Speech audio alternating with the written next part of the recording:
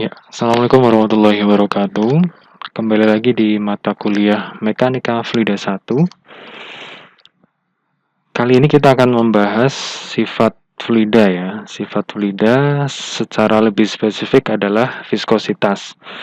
Di pertemuan sebelumnya kita sudah membahas sifat fluida, yaitu ada densitas atau massa jenis gitu ya. Yang mana itu merupakan suatu ukuran, suatu besaran fluida yang menunjukkan perbandingan massa dan volume dari suatu fluida. Kita juga kemarin sudah membahas mengenai specific gravity, berat jenis, dan lain sebagainya ya. Kali ini kita masuk ke viskositas. Nah, jadi viskositas di sini, nah teman-teman bisa lihat di situ ada gambar 3 buah cairan ya. Yang pertama, ya ini semacam cairan air. Nah, ini air, kemudian ini minyak, dan yang ketiga adalah madu. Nah, ketika ketiga fluida ini dituang, dialirkan, ternyata mereka memiliki karakteristik aliran yang berbeda. Nah, apa yang mempengaruhi karakteristik aliran dari ketiga fluida ini? Nah, yang mempengaruhi adalah salah satunya adalah viskositas. Nah, apa itu viskositas? Ya, itu akan kita bahas. Nah, jadi teman-teman di mekanika fluida 1 ini kita akan lebih fokus membahas fluida yang tidak mampu mampat atau incompressible ya. Nah, jadi ingat-ingat bahwa di mekanika fluida 1 ini jadilah pengendali liquid gitu ya, atau air. Nah, seperti avatar. Nah, kalau kita ingin mengendalikan liquid, nah, maka kita harus tahu dulu sifat-sifat dari liquid gitu ya.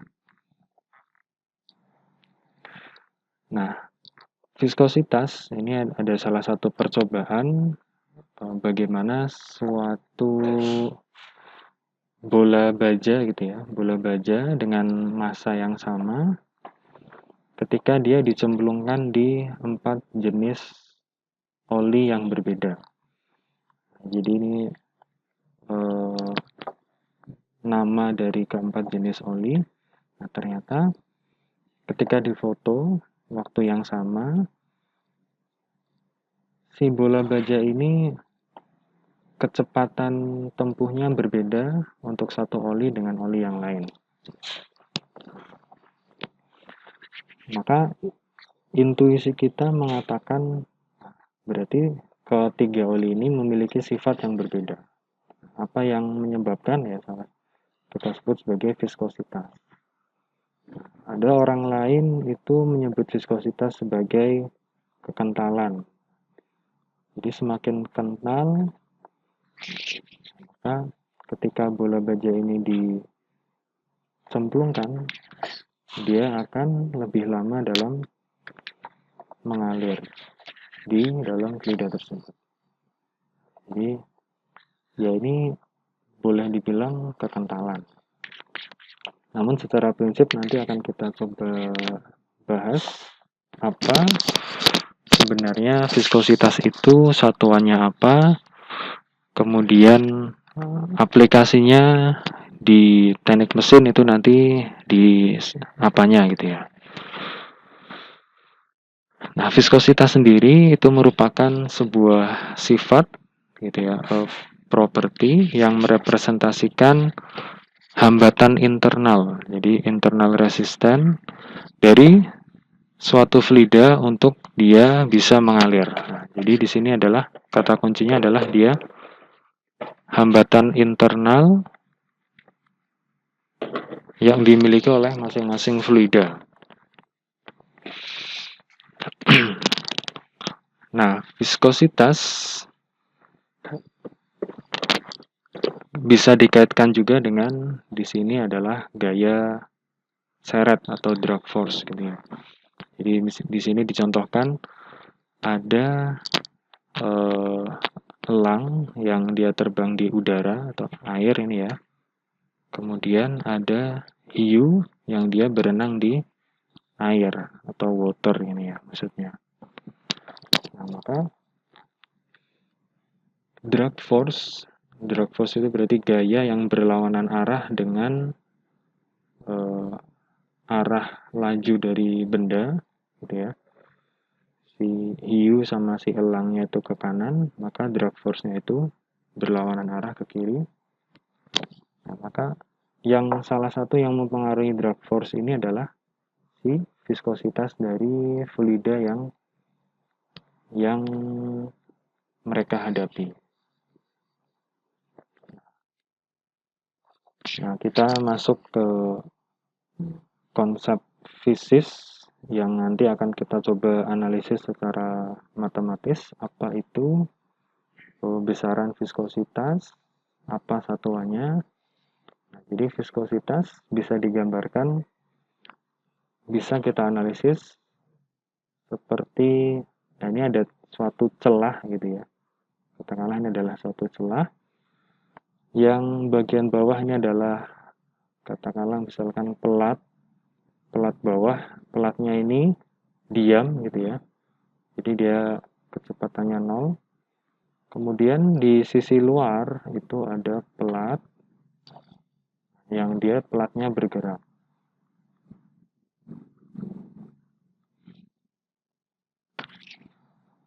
Yang bawah diam, U sama dengan 0, yang atas bergerak sehingga dia memiliki kecepatan U sama dengan V gitu ya. Nah, yang menyebabkan dia bergerak adalah ada gaya.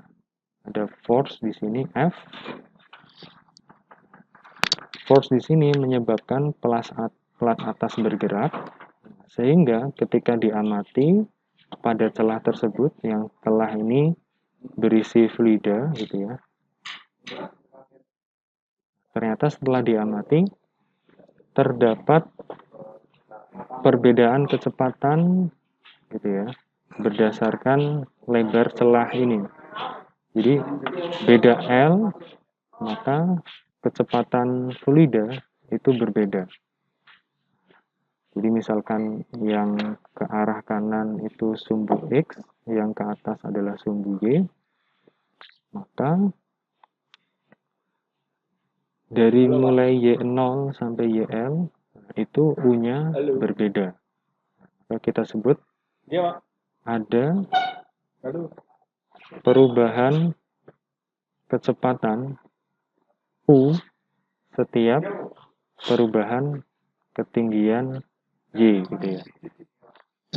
Nah, perubahan U dibagi perubahan Y ketika dia sangat kecil gitu ya.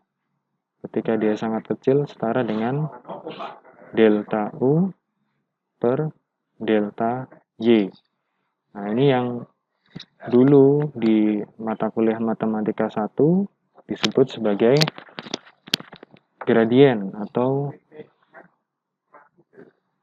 slope gitu ya. Jadi ini gradien atau kita sebut sebagai slope. Nah, maka terjadi gradien kecepatan di sini.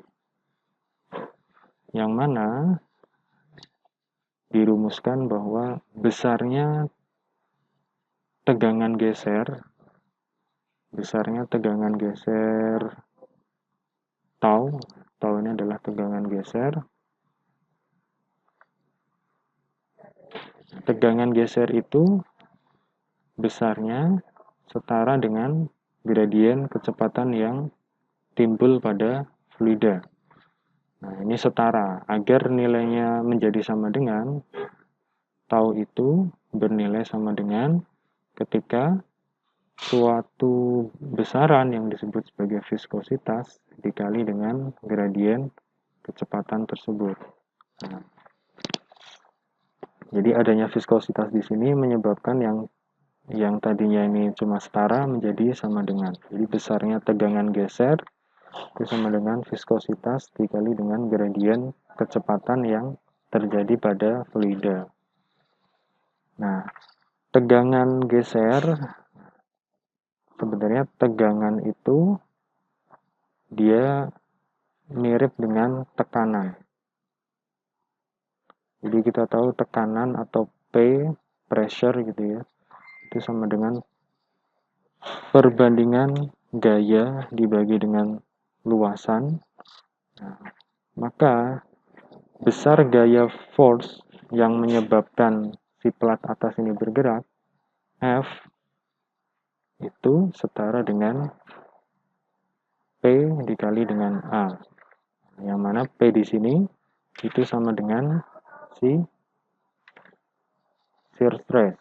Jadinya shear force atau gaya gesernya itu setara dengan F sama dengan tau dikali A. Sehingga didapatlah gaya geser seperti ini. Jadi ini hubungan yang berlaku untuk fluida yang kita sebut sebagai fluida Newtonian. Nah, ciri-cirinya fluida Newtonian adalah ketika tegangan geser itu sebanding dengan delta U per delta G.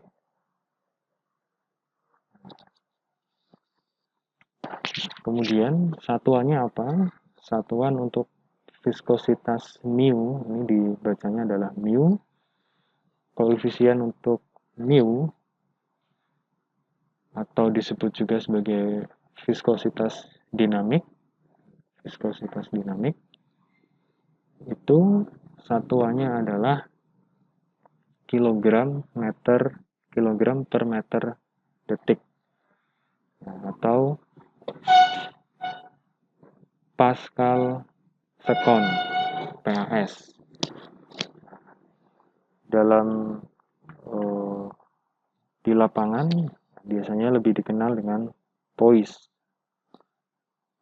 Nah, 1 poise ini setara dengan 0,1 PAS atau 0,1 kg per meter detik. Jadi yang poise ini biasanya dipakai di satuan-satuan untuk oli kendaraan. Jadi viskositas dinamik, poise. Jadi itu konsep secara matematis bagaimana viskositas itu dirumuskan. Nah, jadi rekan-rekan silakan dibuat catatan juga, dicoret-coret agar lebih memahami apa yang kalian pelajari. Nah, selanjutnya gambar yang ada di sini ini adalah beberapa contoh gitu ya untuk air, water gitu ya, kemudian ada oli dan ada udara. Nah, sumbu X-nya itu adalah laju deformasinya, yaitu gradien kecepatannya du per dy. Kemudian yang sumbu Y-nya adalah shear stress atau tau-nya. Nah, maka bisa dibilang kita bandingkan ya bagaimana perbandingan antara oli dan air. Nah, kalau air dia itu ya, kalau udara itu yang paling landai. Jadi yang paling landai.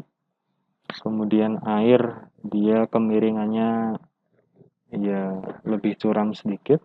Nah, kemudian oli dia sangat curam gitu ya. Artinya apa? Artinya bahwa untuk fluida udara itu hanya dengan shear stress atau tegangan geser yang kecil gitu ya. Hanya dengan tegangan geser yang kecil, nah katakanlah itu segini, dia bisa mengakibatkan deformasi yang besar gitu ya. Iyalah, ya. Udara itu kalau kita tepis dengan tangan, nah dia pasti akan bergeser. Makanya udara itu gampang untuk dikipas-kipas gitu ya. Nah, lain halnya dengan oli gitu ya. Ketika kita alirkan gitu ya, kita bandingkan oli dan air mengalir, tentu yang akan lebih cepat bergerak atau mengalir adalah yang air dibandingkan dengan oli, dengan tegangan geser yang sama gitu, seperti itu. Nah, ini contoh penamaan fluidanya. Jadi ketika grafik yang timbul itu adalah berupa garis lurus, itu kita sebut sebagai fluida Newtonian. Yang lainnya berarti fluida non Newtonian. Ini ada penamaannya untuk yang lain. Fluida Newtonian tuh berarti karakteristiknya ketika belum ada shear stress ya dia deformasinya 0. Begitupun nanti setelah ada shear stress dia akan perubahan deformasinya akan linear dengan shear stress yang diberikan. Nah, di viskositas itu dikenal juga yang disebut sebagai kinematic viscosity. Kalau tadi kita membahasnya adalah dynamic viscosity, simbolnya adalah mu, gitu ya, viskositas dinamik. Nah, maka untuk kinematik viskositas dilambangkan sebagai huruf V kecil seperti ini, itu merupakan pembagian viskositas dinamik dengan massa jenisnya. Sering dikenal satuannya sebagai stok. Satu stok ini setara dengan 1 cm persegi per detik. Ini salah satu contoh ya, misalkan untuk udara pada temperatur 20 derajat Celcius, tekanan 1 atm. Viskositas dinamiknya adalah 1,83 kali 10 pangkat minus 5 kg per meter detik. Viskositas dinamiknya sekian ya, 1,52.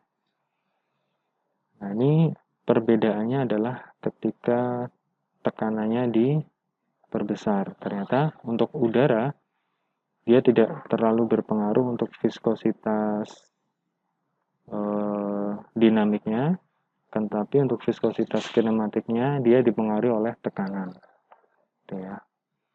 Namun untuk liquid sendiri, baik dinamik dan viskositas kinematiknya dia tidak dipengaruhi oleh tekanan, independent of pressure gitu ya. Selanjutnya, ini ada grafik yang cukup menarik juga yang membedakan karakteristik viskositas kaitannya dengan temperatur. Nah, jadi semakin besar temperatur ternyata berpengaruh terhadap nilai viskositas suatu fluida. Nah, untuk liquid sendiri dia grafiknya adalah ketika temperatur naik, viskositas cenderung turun gitu ya. Nah, bagaimana dengan gas? Ketika temperatur naik, viskositas cenderung naik malah. Namun grafiknya emang agak garis lengkung seperti ini. Nah, ini nanti kaitannya dengan aplikasi misalkan oli gitu ya. Oli itu ternyata ketika temperatur mesin itu tinggi, nah viskositasnya dia akan turun. Ketika temperaturnya rendah, viskositasnya lebih tinggi. Nah, itu nanti akan mempengaruhi kinerja dari mesin. Ini contoh yang lain, beberapa contoh viskositas dinamik, beberapa fluida pada tekanan 1 atmosfer, temperatur 20 derajat Celcius. Jadi ini untuk tabelnya beberapa ya, ini engine oil, contohnya di sini bisa kita lihat dulu nilainya. SAE 10W, SAE 10W30, SAE 30, SAE 50. Nah, jadi ini untuk nilai di satu titik. Nah, biasanya kalau aplikasinya, mesin kendaraan itu kan dia temperaturnya berubah-ubah. Ketika belum dinyalakan, temperaturnya masih rendah itu ya, katakanlah 20 derajat Celcius. Namun ketika mesin itu beroperasi sudah lama, maka akan timbul panas di mesin yang akan mengaruhi viskositas dari si oli mesin. Ternyata viskositasnya turun. Nah, maka oli itu pada kendaraan kita yaitu ada masa pakainya, ada waktu pakainya berkaitan dengan kualitas dari si oli. Jadi ketika sudah lama dipakai, maka tentu viskositasnya ini tidak menggambarkan lagi kondisi ketika dia masih baru. Gitu. Makanya sebagai pemilik kendaraan ya kita disarankan untuk rutin mengganti oli gitu ya, agar kinerja dari mesin itu bisa tetap optimal. Nah, itu ada kaitannya dengan variabel atau sifat si viskositas itu sendiri. Selanjutnya, ini adalah kita masuk ke contoh-contoh hitung-hitungan terkait viskositas. Nah, yang ada di slide ini adalah alat yang disebut sebagai viskometer, gitu ya. Viskometer yang dia ini terdiri dari dua silinder konsentris, nah, artinya porosnya, titik poros, pusat porosnya itu konsentris sama. Yang mana celah ini, celah yang lebarnya L itu berisi fluida. Nah, fluida ini viskositasnya bisa diketahui dengan mekanisme ya ketika silinder dalam ini berputar dengan kecepatan RPM tertentu, poros yang dalam, sedangkan silinder luar ini diam. Nah, kita dapat menghitung nanti berapa viskositas dari fluida tersebut, gitu ya, dari hubungan torsi yang dihasilkan oleh poros. Jadi ini misalkan kita gambarkan dari sisi samping, ya, seperti ini ya. Nah, jadi ini ada seperti ini.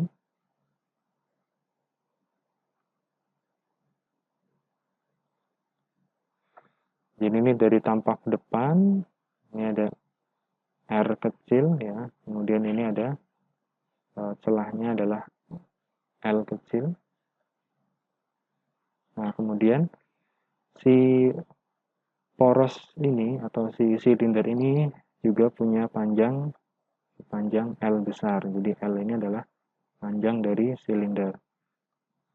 Nah, si poros yang dalam dia berputar dengan kecepatan dengan satuan RPM. Number of revolution per menit. Jadi berapa putaran per menit. Misalkan ini adalah per menit ya 300 RPM. Nah, ini kaitannya dengan viskositas yang tadi kita bahas gitu ya. Maka akan terjadi gradien kecepatan. Fluida yang dekat dengan poros yang bergerak, maka fluida tersebut akan cenderung memiliki kecepatan yang sama dengan si bagian yang bergerak. Sedangkan fluida yang dekat dengan dinding yang diam, fluida tersebut akan cenderung diam. Hubungannya apa? Hubungannya dirumuskan seperti persamaan berikut. Jadi torsi yang dibangkitkan oleh si poros ini itu setara dengan gaya. Nah, gaya ini nanti digambarkan atau bisa ditelusuri dari pergerakan dari fluida yang ada di celah ini gitu ya. Jadi F dikali dengan jari-jarinya R F ini nanti kaitannya dengan F sama dengan P per A. Jadi yang di viskositas tadi kan kita membahas bahwa P ini adalah tegangan geser. Dengan sedikit mengutak-atik rumus, nanti kita dapatkan persamaan yang seperti ini.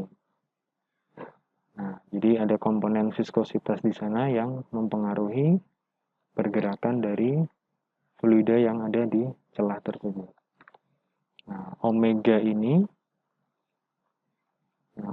adalah kecepatan putar poros dalam satuan radian per detik. Jadi satu putaran itu sama dengan 2pi radian. Jadi satu putaran penuh itu setara dengan 2pi radian. Jadi RPM itu ada berapa radian per detik. Jadi RPM, katakanlah ini adalah RPM gitu ya. RPM ada berapa radian per detik, maka konversinya adalah N berapa RPM dikali 2pi per 60 radian per detik. Karena per menitnya ini 1 menit sama dengan 60 detik. Sedangkan satu putaran adalah 2pi radian. Contoh ya. Contoh 60 RPM. Ada berapa radian per detik? Ya, sama dengan 60 dikali 2pi radian per 60 detik. Sama dengan 2pi radian per detik. Jadi seperti itu. Nah, kita coba aplikasikan di soal. Jadi kita akan menentukan viskositas dari suatu fluida dengan viskometer ini. Jadi diketahui si poros itu berputar dengan kecepatan putar 300 rpm. Nah, silinder dalam diketahui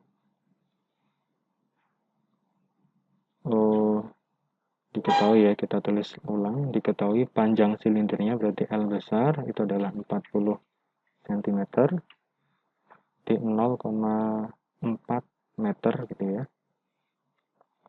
Diameter luar dari si porosnya berarti R gitu ya, itu adalah 12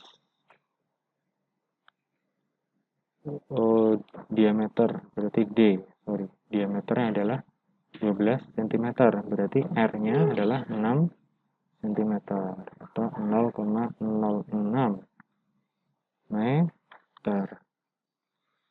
Kemudian the gap itu berarti celahnya L kecil itu adalah 0,15 cm.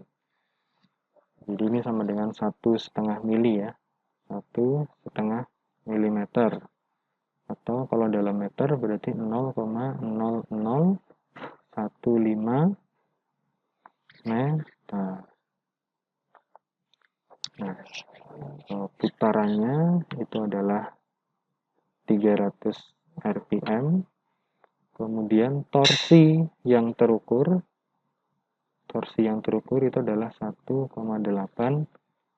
Newton meter. Kita di sini akan menentukan berapa viskositas dari fluida tersebut. Nah, jadi dari rumus yang tadi kemudian dimodifikasi ya, sehingga ketemulah rumus bahwa mu atau viskositas dinamik itu sama dengan torsi dikali lebar celahnya dibagi 4 pi kuadrat R pangkat 3 N dikali L. Nah, jadi ini konversinya tadi. Kemudian dimasukkan angka-angkanya, dihitung sehingga ketemu adalah 0,158 Newton second per meter persegi.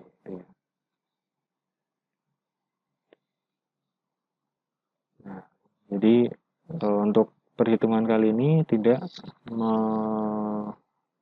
memperhitungkan temperatur ya. Jadi dia pada temperatur yang konstan. Ketika temperaturnya berubah, maka nilai viskositasnya nanti akan berubah.